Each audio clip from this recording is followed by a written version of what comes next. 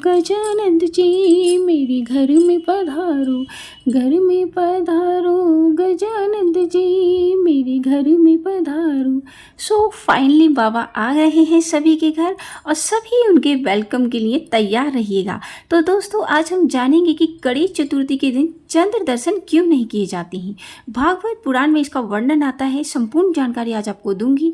इनकी स्थापना कैसे करनी है, पूजा विधि, तो वीडियो के अंत तक आप बने रहिएगा। श्रीमद् भागवत पुराण में ऐसा वर्णन आता है कि जो शनिदेव जी थे वो हमेशा नजरें नीचे झुकाकर बैठे रहते थे, मतलब कृष्ण भक्ति में वो लीन रहते थे। तो उनकी पत्नी उन्हें नित्य नया श्रृंगार करके दिखाया करती थी कि देखिए हम कैसे लग रहे हैं, लेकिन वो है कि किसी को देखते नहीं थे।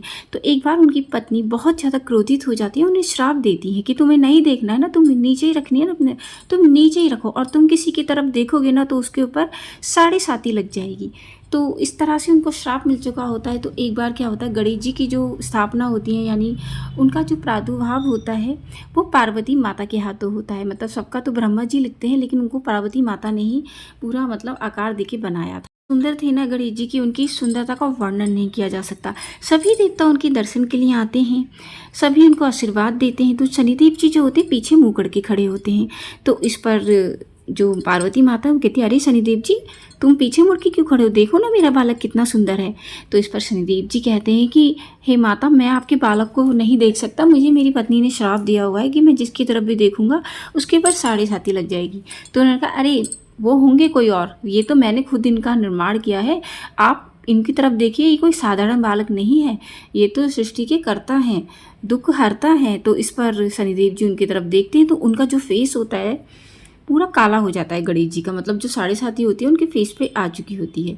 इस पर शनिदेव जी तो क्षमा मांग कर घर चले जाते हैं, लेकिन पार्वती माता जी बहुत ज़्यादा टेंशन में आ जाती हैं। वो महादेव जी से कहती हैं, मन ही मन ये वार्तालाप चल रहा होता है। दोस्तों ऐसा नहीं होता कि भगवान सिर्फ आमने सामने बात करते हैं, मन ही मन ये वार्तालाप चल रहा होता है कि आप ही बताइए कैसे करूँ मैं, अब कैसे अपने, मेरे पुत्र को तो कोई भी नहीं देखेगा।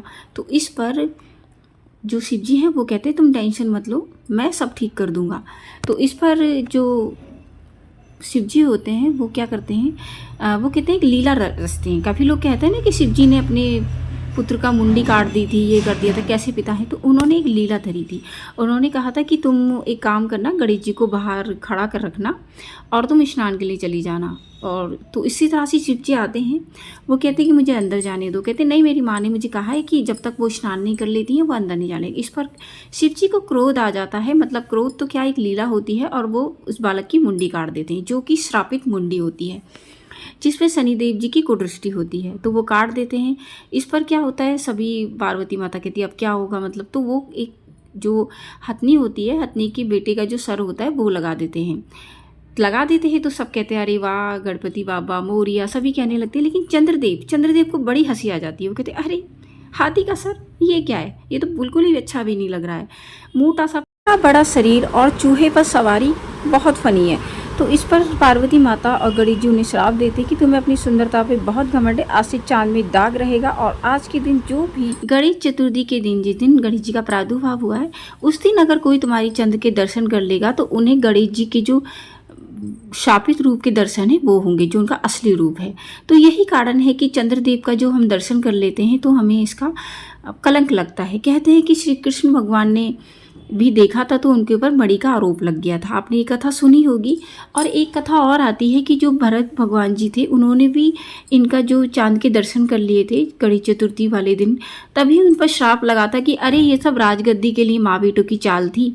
जबकि भरत जी तो पूरे राम जी के पूरे भाव से उनकी सेवा किया करते थे, उनको भक्त की तरह बिल्कुल मानते थे, बड़े भाई का सम्मान देते थे, तो उनके ऊपर भी आरोप लग गया था। तो दोस्तों हम लोग तो चीज़ ही क्या है, जब वो राम जी के भाई और सिर्फ कृष्ण के ऊपर ये आरोप लग गया था तो हम तो कुछ कह ही नहीं सकते अपने बारे में। लेकिन अगर आपका हो जाता है तो आप वही वाला श्रीमद् भागवत का वर्णन पढ़िएगा, जिसमें यह आता है कि कैसे श्री कृष्ण ने मणि को ढूंढा था। और एक काम और कर सकते हैं कि मंदिर में सफ़ेद मिठाई का दान भी आप कर सकते हैं। दोस्तों आप कोशिश करिएगा कि चांद आपको करनी नहीं है, करनी क्यों है, डेली करिए, बस गणेश चतुर्थी के दिन मत करिएगा। दोस्तों तो उसके लिए आपको पूजा विधि बता दें। भाद्रपद माह के शुक्ल पक्ष की चतुर्थी तिथि के दिन गणेश जी का प्रादुर्भाव हुआ था, जो कि इस बार 7 सितंबर को मनाया जाएगा। यह पर्व पूरे भारत में मनाया जाता है, लेकिन मुंबई में बहुत ही ज़्यादा धूमधाम से मनाते हैं। जो लोग मुंबई से हैं वो ये जानते होंगे। प्रादुर्भाव है वो दोपहर के समय हुआ था, तो हमें भी इनकी जो स्थापना है वो दोपहर के समय की जाती है। आपको क्या करना है, घर की अच्छे से साफ सफाई करिएगा, गंगा जल छिड़किएगा। ऐसा करने से सभी देवी देवताओं को आपके घर वास रहेगा। शादी के दिन आपको सुबह जल्दी उठना है, स्नान आदि से निवृत्त होकर गणेश जी की जो मूर्ति है वो घर पे लेकर आनी है। खूब गाजे बाजी के साथ इसको लाया जाता है, पूरे धूमधाम बैंड बाजी के साथ इसको लाया जाता है। उनकी आंखों पर लाल रंग का कपड़ा बिछाया जाता है, उनके प्रवेश में फूलों की वर्षा और जय गणेश जी के जयकारे लगाए जाते हैं। हाथ में थोड़े से पुष्प और चावल लेकर आपको गणेश जी से प्रार्थना करनी है। मम सर्व कर्म सिद्ध्यते सिद्धि विनायक पूजन महम करिष्यते। इस मंत्र का आपको जाप करना है। इस दिन गणेश जी की आपको स्थापना करनी है। इस दिन कई लोग व्रत भी रखते हैं और कई लोग उत्सव भी मनाते हैं। गणेश जी का सिंहासन सजाया है, सुंदर सा मंडप सजाइएगा, स्वास्तिक बनाइएगा, उसके ऊपर पुष्प और चावल रखिएगा, गणेश जी को स्थापित करिएगा। इस चीज़ का ध्यान रखिएगा, उनका मुख उत्तर दिशा की तरफ होना चाहिए। शिव परिवार का किसी का भी मुख उत्तर दिशा की तरफ होता है, क्योंकि वो लोग उत्तरवासी होते हैं। बाद उत्तर दिशा की तरफ आपको कलश स्थापना करनी है और दक्षिण दिशा की तरफ आपको दीपक की स्थापना करनी है, जो कि अखंड रहेगा। इस चीज़ का ध्यान रखिएगा। कलश स्थापना और दीपक की स्थापना के बाद आपको भगवान का धूप दीप अर्पित करने हैं, पूजन करना है। और जो घी का दीपक है वो आपका तब तक जलेगा जब तक आपकी स्थापना नहीं हो जाती है। और आरती के लिए आप अलग से दिया जलाइएगा, एक आरती की थाली सजाइएगा जिसमें धूप दीप और कपूर वाली आरती रहेगी। आप मंत्र का जाप करना है। ओम गंगणपति नमो नमः, श्री सिद्धि विनायक नमो नमः, अष्ट विनायक नमो नमः, ओम गंगणपति नमो नमः। भगवान को घी से बने हुए जो मोदक होते हैं उनका आपको 21 मोदक का भोग लगाना है। आप 11 का भी लगा सकते हैं, 5 का भी लगा सकते हैं। दोस्तों आपको डेली इनको तीनों टाइम भोजन लगाया जाता है। जैसे हम लड्डू गोपाल की सेवा करते हैं, इनके लिए अच्छा भोजन लगाइएगा, क्योंकि उन्हें खाने पीने का बहुत ज़्यादा शौक होता है दोस्तों। तो इस तरह से आप इनके लिए भोग लगा सकते हैं। जितना भी प्रसाद है आप सबको वितरित करिएगा, आसपास के जितने भी लोग आ जाते हैं। और भोग जो होता है, भोग भी आप भोजन में मिला सकते हैं उसे, वो गणेश जी का प्रसाद हो जाएगा। और दोस्तों उसके बाद आप किसी भी गरीब इंसान को एक प्रण लीजिएगा कि मुझे किसी गरीब इंसान को भोजन कराना है, तो इतना आप ज़रूर करिएगा।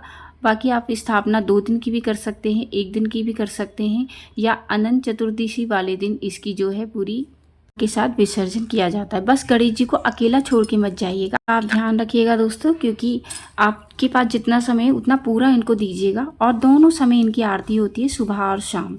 आई होप कि आपको ये वीडियो अच्छा लगा हो। वीडियो अच्छा लगा हो तो वीडियो को लाइक शेयर करिए, नहीं है तो चैनल को सब्सक्राइब करना बिल्कुल ना भूलें। दोस्तों मैं मिलती हूँ न्यू वीडियो में न्यू टॉपिक के साथ। तब तक के लिए हरे कृष्णा। ओम गंग गणपति देवाय नमः।